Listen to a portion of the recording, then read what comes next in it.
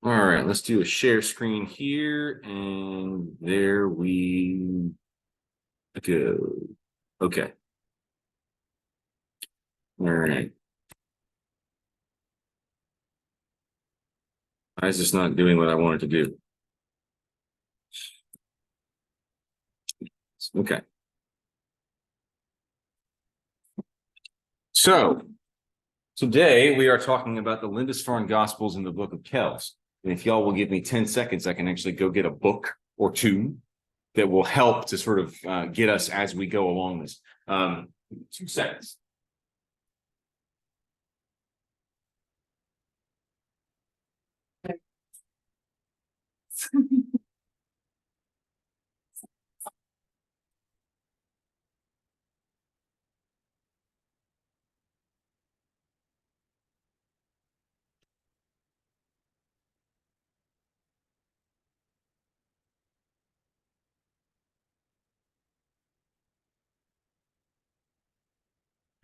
Okay. So y'all feel free to pass these around. They're full of all sorts of wonderful pictures. It gives us a little bit of an insight into the kinds of books we're looking at. So we are going to be talking today about two of what I would think are the most important books in the world, the Lindisfarne Gospels and the Book of Kells. So they both are illuminated manuscripts that come from sort of the northern regions of England, and in the case of Kells, Ireland. So they very much fit in with what we are talking about in terms of Celtic spirituality and Celtic saints. So real quick, because I know that you had requested this. Of the making of books, there is no end. That is from the book of Proverbs. And the idea that, well, it's not advancing. Why is it not advancing? Come on. Oh, for heaven's sake. Okay. Advance. There we go.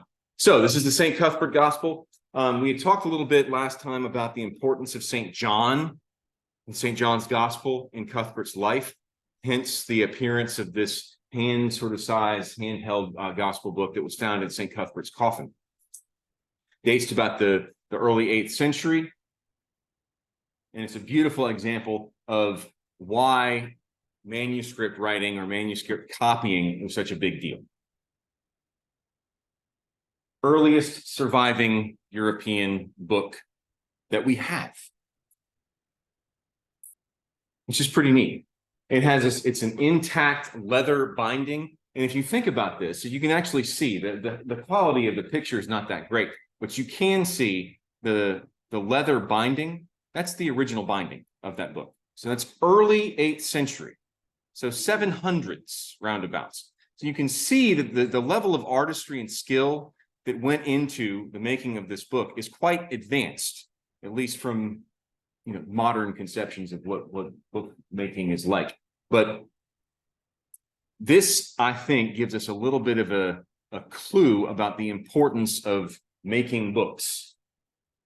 How many of y'all have heard Christianity referred to as the religion of the book? Okay, so we need these texts with us wherever we go. And if you're an evangelistic faith, or a faith that is meant to spread throughout the world, if you need to have books with you, the easiest way to carry them around is not scrolls, but with sort of, books, codexes, what we have come to know as the modern book. This is just a copy of St. John's Gospel, but if you wanted to have a copy of the Gospels, as in all 4 Gospels, what do? You need to transcribe them, because there's no printing press. There's no easy way of doing this. This all has to be done by hand, copying out by hand. And this is where we get into the Lindisfarne Gospels and the Book of Kells. And where did my cursor go? There it is. Okay.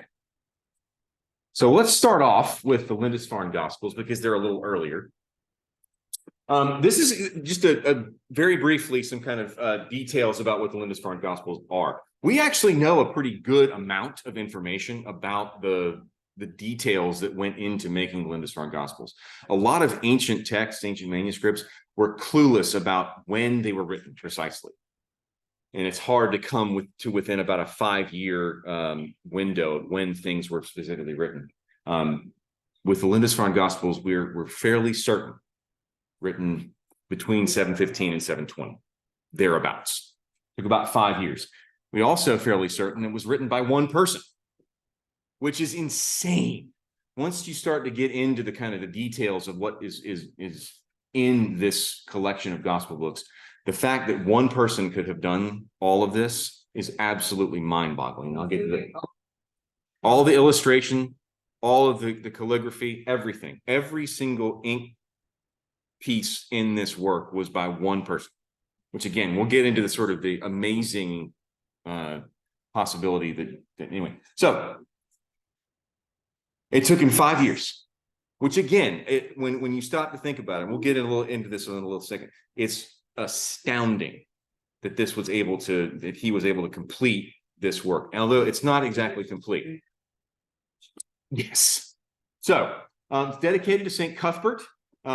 It's based on a Vulgate text of the Bible from Italy. Again, we know the sort of the history of how the translation of scripture that arrived in Northumbria makes its way to Lindisfarne, comes out of Italy. It's an Irish origin script. Technical term for it is insular half uncial, which is scholarly talk for fancy handwriting. So it weighs about 19 pounds in total, but if you look at it, it's about the size of a 3-ring binder. Weighs about 20 pounds. So if you think about a typical 3-ring binder, and when you start to pick apart some of the details that exist in these illuminations, the thought that it's, each page is roughly 8.5 by 11 in size. Wow. Like as you make your way through the book of Kells, which has roughly the same dimensions, like that page in particular, that section is an exploded view of something that literally is about that big. So if you look at some of the details, particularly in that book, because it really does a good job of exploding, it gives you some better understanding of how intricate these drawings are. This also applies to the book of Kells. Calf skins from around 130 animals, vellum. It's in pristine condition. So a lot of illuminated manuscripts, a lot of ancient manuscripts, they use vellum, which is calf skin or sheep skin. And typically the skin, in preparing it to be written upon, gets damaged. And so in a lot of places you'll find, the scribe will have to write around a small hole, or in some cases a fairly large hole. Not so in the Lindisfarne Gospels. Almost every single page in this gospel book is pristine. So that gives you an indication as to how much attention was paid to the beauty of this work. It was no. If you were going to do something like this, it was vellum or bust, really. Something that was going to last for a long time. And this was meant to last. This was meant to be seen. This was actually meant to be used liturgically, as with the book of Kells. It was meant to be displayed. And so you had to have something that was going to stand up to the test of time and the test of use. So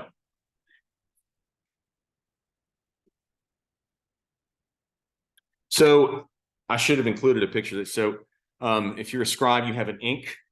What is it called? Quill. What's the name of the scraper? What's the name of the scraper? There's a proper name for it, but basically it's an X-Acto knife. Well, effectively it is. So you have your ink pen that you dip in your ink, and you have your different paints, and this is all done with like a very, very fine tip pen. And when mistakes are made, you have essentially an X-Acto knife, or a very, very fine razor, which you use to scrape away until you reach the surface of the vellum and start from there. But what's fascinating about this is that the preparation of each of the pages that goes into the book of Kells and the Lindisfarne Gospels, there's a lot of preparation that happens on the back. You're pricking points of geometric lines, whatnot. And so when it comes to the actual painting and illumination, there's very, very few mistakes. That's, again, a testimony to the seriousness with which the scribes and the illuminators approach this work, particularly at Ecgbert. So the art form that is in both of the Book of Kells and the Lindisfarne Gospels is called Latin. It's developed by Iron Age Celts, and it comes actually from the Mediterranean world, sort of imported in. There's a curvaceous and sort of organic style. There's a lot of kind of flowy swoops and whatnot, but it's not chaotic. A lot of people think, you see some of this stuff and it's just this riot of color and this riot of shapes all intertwined without any rhyme or reason. In fact, that's not the case. There is an incredible amount of geometric precision that goes into all this stuff. Like you can see, the circles and all that sort of thing. The golden number is at work in a lot of this stuff. The grid lines that you can see in many of these pages speaks to the idea that all of the illuminators that worked on illuminated manuscripts have to be aware of the mathematical principles behind what they're doing, because they're trying to portray the orderliness of creation. Very much at play in what they're doing. So, animal forms abound, is said. Throughout the Lindisfarne Gospels, you'll see peacocks, you'll see stags, you'll see lions, you'll see birds of different kinds, and many do serve a symbolic function. We'll get to that in a minute. Some may reflect local wildlife, and I think this is kind of funny. This is the incipit page for Luke's Gospel from the Lindisfarne Gospels, and I was a monk, and I know this for a fact. Monks love cats. If reincarnation is a thing, I want to come back as a monastery cat because they're treated like royalty or divinity, depending on how you want to treat it. But this is why I kind of like, there's a very almost realistic portrayal of a cat on the incipit page for Luke's Gospel. And that tells me that Ecgbert, who's the one illustrator, one author, or scribe, that was a cat that was hanging out with him as he was composing or producing these Gospels. So that's just a bit of whimsy, kind of fun, but there you go. Now, this is where it gets, this detail here, okay, that's way big. We're talking about something that's maybe the size of a postage stamp, if not smaller, okay? So the reason I bring that up is that Lindisfarne, you're so far north that the sun sets at different times throughout the course of the year, as we're used to down this way, but it's way more noticeable, way more extreme that far north. So during the summertime, 17 hours of daylight. That's great. It's a lot of time to work. But in the winter, maxes out at 7, which is not that much daylight when you stop to think about it. Now, Ecgbert was a bishop. What's that? I'm just thinking, I said, so he's doing that while. Yes, and so he was a bishop. He was also one of the community members. And so you've got the daily office, and that's several hours worth of time spent a day, plus all of your monastic duties like cooking and cleaning, et cetera, manual labor. And so when did this guy find the time to do all this? Well, so that's an excellent observation. So the idea is that he was given some dispensation from the normal round of tasks that would be expected, at least in a monastery, to do this work, because the idea of being a scribe was kind of, if you're a scribe, you're actually a soldier of Christ. I think it was Cassiodorus who said something along the lines of, every word that a scribe copies is a wound to Satan. And so the idea of copying scripture and engaging scripture prayerfully and so in depth that you're kind of breathing in and out the words that you're transcribing, that becomes itself a monastic discipline or a discipline for a Christian. So that's the idea, is that even if when he had 7 hours of daylight only, there's still, he's given those full 7 hours. But again, this fella, this is not his first rodeo. You can tell. Only an expert in the field would have been able to put something like this together. And so the thought is that there are some earlier extant examples of illuminated manuscripts that he may have had a hand in. Can't prove anything, but he may have had a hand in it. But again, this idea that you've got just this amount of time to do this vast amount of work, and yet he for the most part, completes it. It's astounding. Which again can help us see these illuminated manuscripts as not just sort of, I'm copying for the sake of having an extra book to make the gospel more readily available in the world. This is an act of prayer that then becomes useful in liturgy. So there you go. So some parts of these gospels are actually left unfinished. In both the Cairo page and the incipit page for Luke's gospel, you have an example of unfinished sections. And the question that's still sort of, scholars don't quite know the answer to this. Why were they left unfinished? And there's some parts in the book of Kells also that were left unfinished. It's been suggested that maybe the idea that only God is perfect, and therefore, you leave something incomplete so that God only is perfect. But that's not really the idea. The current thinking is that both of those sections, you see, they're relatively similar in terms of where they are. Maybe they ran out of the material that they needed to do those particular lines. And because they didn't have the gold or the right mixture of gall or whatever it was, that they left those blank intentionally, because if you can't give the best to complete the project, just leave it unfinished. So, yep. Yes, so in the Lindisfarne Gospels, you've got some, well, we'll get to the gloss in a second, and I'm actually going to borrow your expertise. The sort of red, you can't really tell, but it's reddish brown at the top. It's easier to see the one on the right. Incipit Evangelii on Secundum Mattheum. And that's basically, it's a rubric. It's red ink. It's rubric that basically explain what the page that you're looking at is. And so it's not just the scripture, it's also a little bit of an explanation about what you're looking at. So, yes, we'll get to that in just a second. I'll see if I can advance that to, yes, here's the next slide. So, in the late 900s, you have a scribe named Aldred who comes along to the Lindisfarne Gospels particularly, and he adds an Old English gloss, giving a sort of an interlinear translation into Old English for each of the Latin words, which is utterly fascinating, I think. Because if you remember what happens at the Reformation, well, at the time of the Reformation, one of the reasons why the Reformation happens, you can't have the scripture in your vernacular language. Well, what is in the back of our Anglican tradition?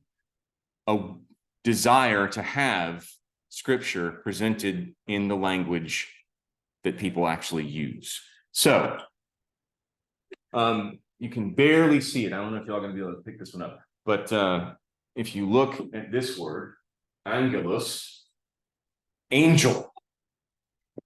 So, there it is. Oh,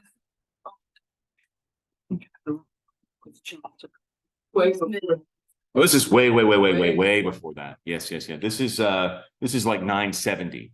Chaucer doesn't come along until what are Chaucer's? It's 1330s. Okay.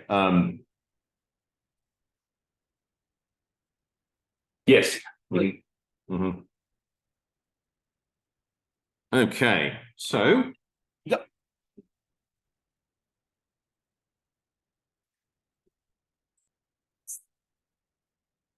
It's the outline. Somebody fill in the rest of it. Sometimes, yes. Especially in the book of Kells, there are at least 12 identifiable different scribes or illuminators, and some of them have varying degrees of skill. That you do have examples where you have someone that will do an outline, that one illuminator will do an outline, a different illuminator will come in and actually do the fill-in. Sometimes you can tell they didn't learn their trade well. That's unfortunate. In the Lindisfarne Gospels, there's none of that. There is one scribe and one scribe only. And I think that was kind of the idea behind the making of this gospel, is that this guy's the expert. Let's leave it to him. No one else touches it. This is, his dedication and his offering to God in honor of St. Cuthbert. No one else gets to mess with it. So, So just real quick, going into some of the details of the Lindisfarne Gospels, because I'm conscious of time. We might not even get that far in the book of Kells. Each one of the Lindisfarne Gospels has some features that are pretty cool. They start out with an image of the evangelist. And the images of the evangelists have some symbolism that we can pick up on. So, well, the Latin rubric says it's the image of a cow, the image of a man. And then in Greek, Hagios Lukas, Hagios Matthias. So you have Luke and Matthew. What's fascinating about Luke and Matthew, they are both portrayed as aging. So what do Luke's gospel and Matthew's gospel have in common? A birth narrative. And so it's talking about the earthly life of Christ. And so they are both shown in a sort of, an earthly manner. Now, cursor go. Just keep disappearing on me. Okay. Now, Mark and John are portrayed as beardless and youthful. The divinity or the eternity of Christ is sort of implied in it. One of the things that I have always found rather fascinating about this, so you've got Luke and Matthew holding pens. You have Mark holding a pen, but John is not holding a pen. You've also got Mark not outlined, Luke not outlined, Matthew not outlined, and John has the sort of the highlights behind his name. Is there a preference for the gospel according to John? Maybe. This is Lindisfarne Gospels. Yeah, definitely. But again, in the sort of the Celtic world, that preference for John's gospel, talking about the divinity of Christ and the mystery of the Godhead, that's very much there. And so you see, again, John is portrayed, one, not holding a pen, what that's about, and also with the so there is the idea that there is a preference for John's gospel. Right. If you think of the first three, Mhm. they're putting together the word, Mhm. right? The fourth gospel, the word is made flesh, as you all see us. So the idea that the word is not a book, it's a person. There's also a very curious detail in Matthew's evangelist page. There's this old dude peeking out from behind a curtain. And the scholars aren't actually really sure what that means, but the sort of the general consensus is that it's the Old Testament, sort of the foundation of our faith is peeking out from behind the temple curtain to inform. That's Matthew. Yes. Of course, Yes. Because as you'll Matthew, if somebody fell off their bicycle in Matthew and say, as was foretold. And that's what's foretold. So yeah, that's a great scroll is the identity. Mhm. He's basically the continuation Of the OT. So yes.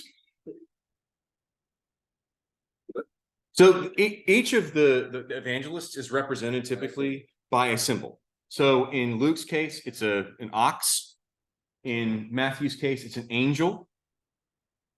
Yes, I was about to say, you'll see him. Luke and all. It begins with sacrifice in the temple. Why is John an eagle? Highest soaring of all the gospel. Right? Mark begins as a lion, begins with John the Baptist. And why is Matthew a man?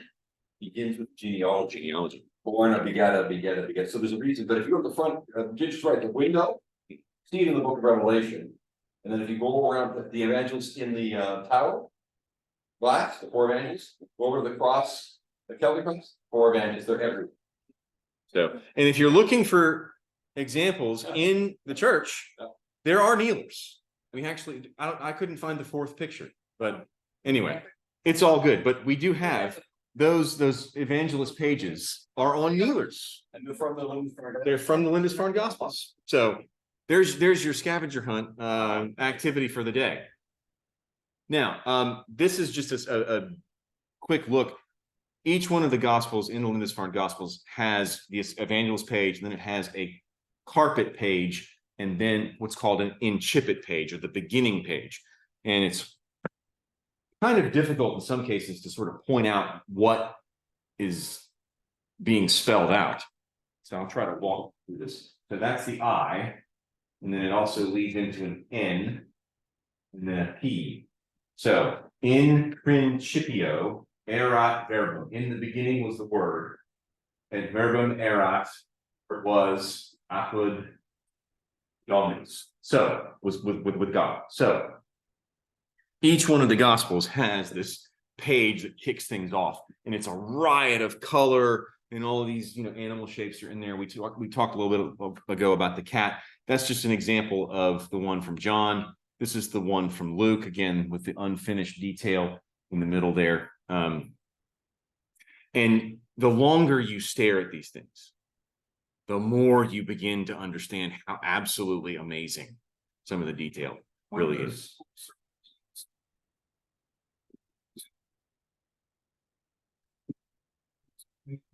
Could represent the four Gospels. I mean, the number symbolism, we could spend months unpacking some of the number symbolism and animal symbolism and just sort of shape symbolism in all of this.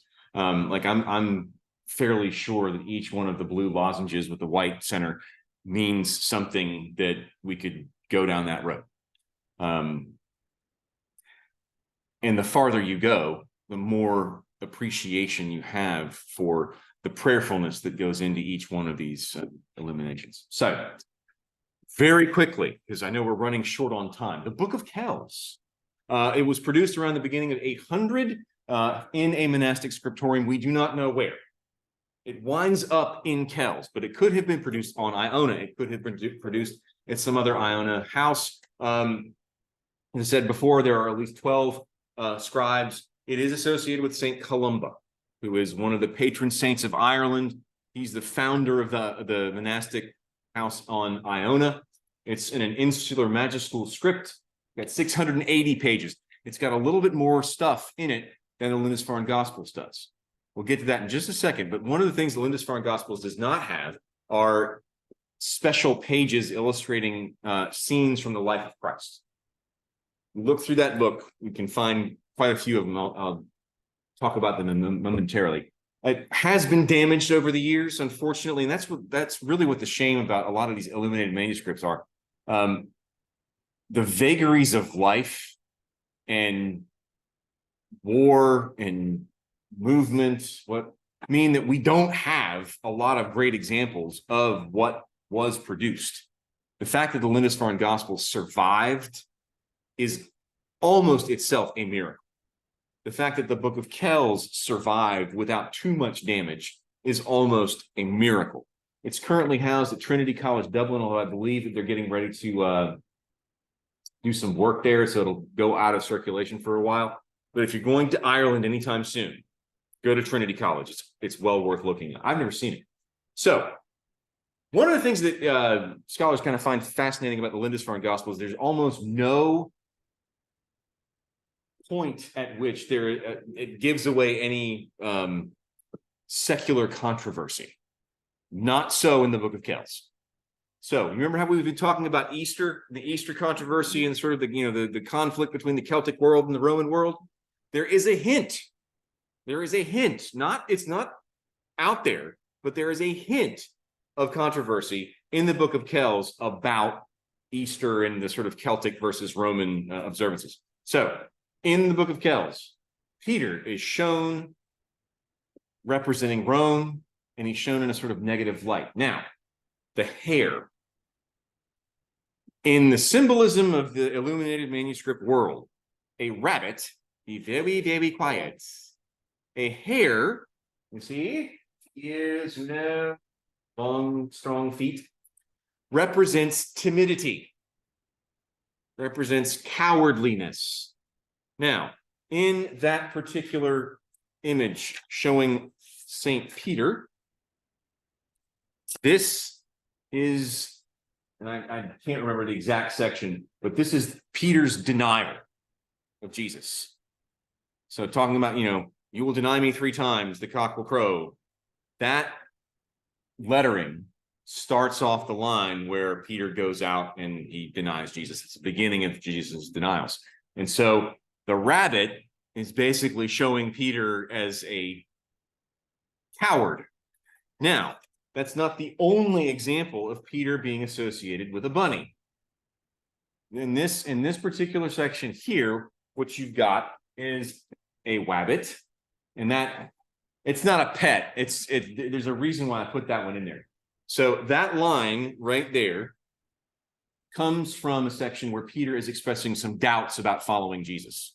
And the first line is simile. And on the opposite page is the beginning of Peter's name. And the rabbit is looking right at Peter's name. So Peter is like a rabbit. Simile means like. So is this an association of Peter with cowardice again?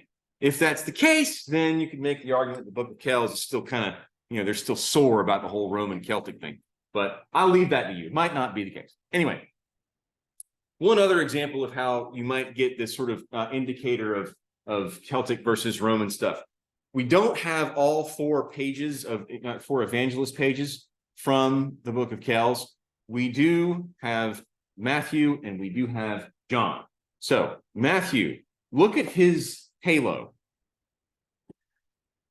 Right? Look at John's halo. Who do you think is more important? Right?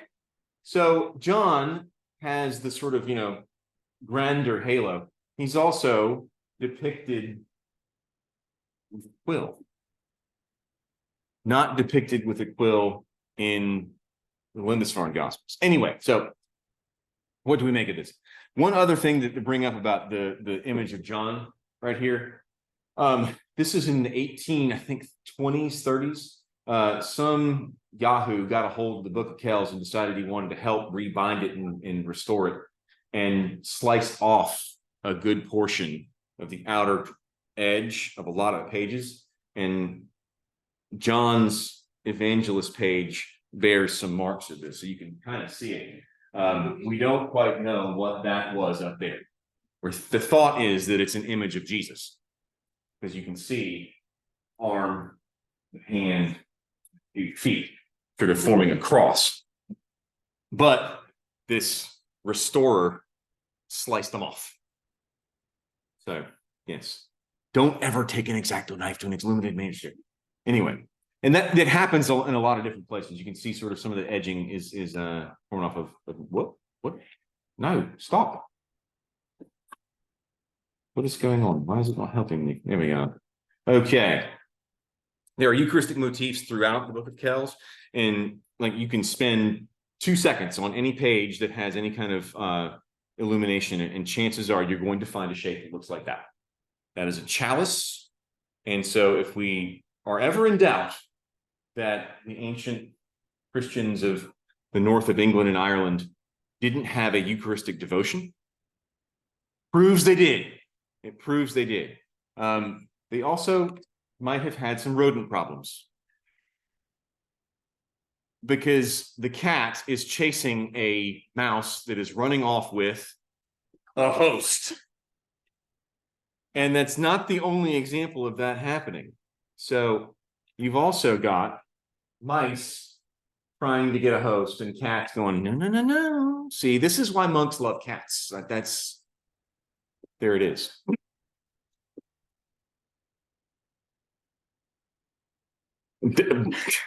That is one of the stories involved in the spreading of the Black Plague. So yes, so this symbol over here, this is actually from no, that's an image of Jesus. So a peacock.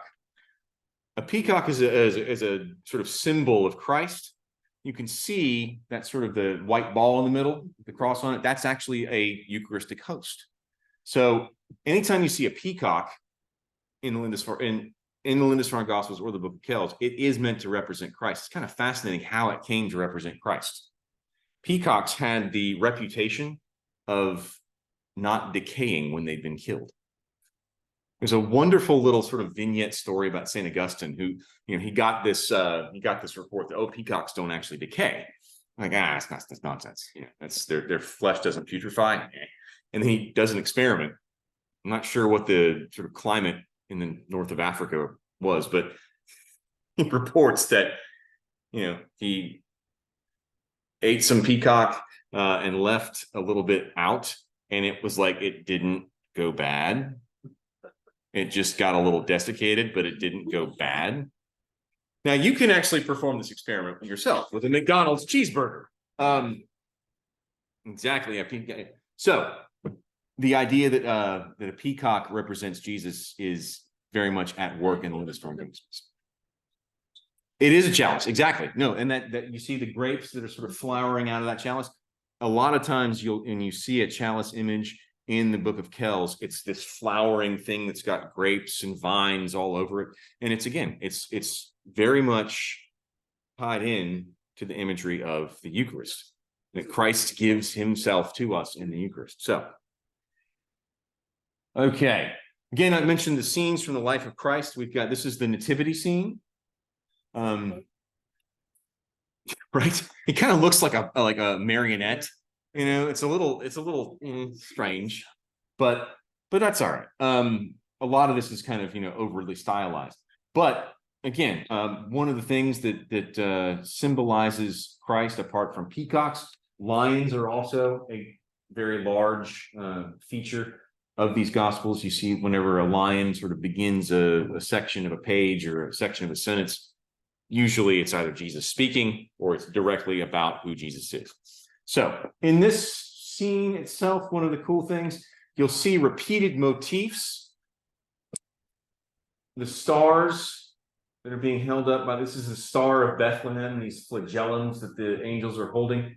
They're meant to represent the Star of Bethlehem, and you can see in the nativity or the N on the next page a bunch of these stars that appeared, which again are meant to show us the Star of Bethlehem points us to Jesus. It also, this is one of my favorites. It's got an image of the temptation of Christ. And I'm like, so all these different representations of Jesus are really fascinating. He's blonde, and in some cases, kind of like, 5 o'clock shadow. Some cases, he's got a ginger beard. We do tend to create God in our own image, don't we? But this one, what's that? Yes. So in this one, Jesus is shown being tempted by Satan. He's taken to the top of the temple. The angels are bearing him up. Satan is tempting him to throw himself down. You can see a lot of the Trinitarian imagery: three dots, 3 crosses. What was the detail in this one? So, well, anyway, moving right along at a high rate of speed. These, there's another sort of Eucharistic chalice with the vines pouring out. Again, no matter what it is, there's a Eucharistic connotation for Eucharistic. Yeah, not a very nice, not a nice looking one. Getting close. This is a fascinating one. What does that look like to y'all? Ignore the scripture, because the scripture above it, that's exactly what it says. When they'd sung the hymn, they went out of the Mount of Olives. So this is towards the end of Matthew's gospel. And this was actually originally identified when the book of Kells was sort of being looked at by scholars. It was identified as the arrest.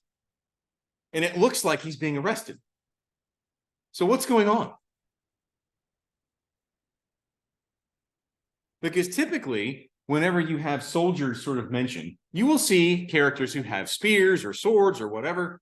These don't have swords or spears. So who are they? Could they be the disciples hanging on to Jesus? They don't want him to leave, or he's praying for them, and so they're hanging on to his prayer. Again, the text is absolutely clear. When they had sung the hymn, they went out to the Mount of Olives. And you've got these sort of, very stylized chalices, sprouting grapes, giving us an indication about what's coming. But the first time I saw that, without any context. I was like, oh, it's Jesus being arrested. Because that's what it looks like. Anyway. Don't show. This is kind of cool. There's some hidden details that run throughout. The parable of the sower. Y'all know the parable of the sower? Some seeds fell on the ground and the birds of the air came and ate them up. You think they had chickens wherever this was produced? Yes. It's pretty cool. It looks like a cool chicken. So exactly. They're not birds of the air. And okay. This one's really neat. This is from Luke. And his sweat became as drops of blood trickling down upon the ground. Remember when I said that lions are typically a representation of Jesus? Whenever you see a lion, it's a symbol of Jesus. So you've got a lion outlined in these red dots. The word right above. You can't see the in A in the next line, but sanguine means blood. These drops of blood are drops falling down upon the ground. That's at least what the sort of the scholars think about this, and they're pretty smart. So again, you have this representation that's just kind of a pictorial reminder in the line. And so as you're reading through scripture, you're getting some indications, some clues about other things that are going on. Real quick. Difference between Lindisfarne Gospels and Book of Kells. Same line, same incipit page, Quoniam Gide, or anyway. So same words, different presentation. Does that look like a QUO? It's hard to see. And well, I just switched pages. I didn't mean to do that. I'm not sure how that happened. Again, same thing. John's incipit page, Lindisfarne Gospels on that side, Book of Kells on this side, in Principio erat verbum, So riotous, a little more tame, if you want to call that tame, but I think pretty cool. So is that it? Did I not get the what? No, come on. Oh, I didn't get it. Okay, well, so ends the show. There's a really cool detail that I didn't include in here, apparently, that shows the first line. It's a P, and it shows a fly. It's tiny, tiny. The P is for the Pharisees, accusing Jesus of being possessed by Beelzebul, the Lord of the Flies. He says this kind of this pictorial association what the Pharisees are accusing Jesus of. It's like, wait a second. So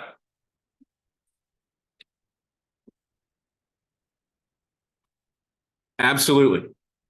Yes. Yes. There is nothing in any of this that's just sort of whimsically done. It's all done for a purpose. So what's that? Except for but the cats serve a purpose too. You know, they're there to yes, please do. The Secret of Kells. Great film. Great film. Yes. And just to let y'all know, in terms of putting together, I'm trying to put together a sort of reading list, especially for the folks that are going on the England trip, but a reading list that'll help give some groundedness to what we're talking about. So, all right.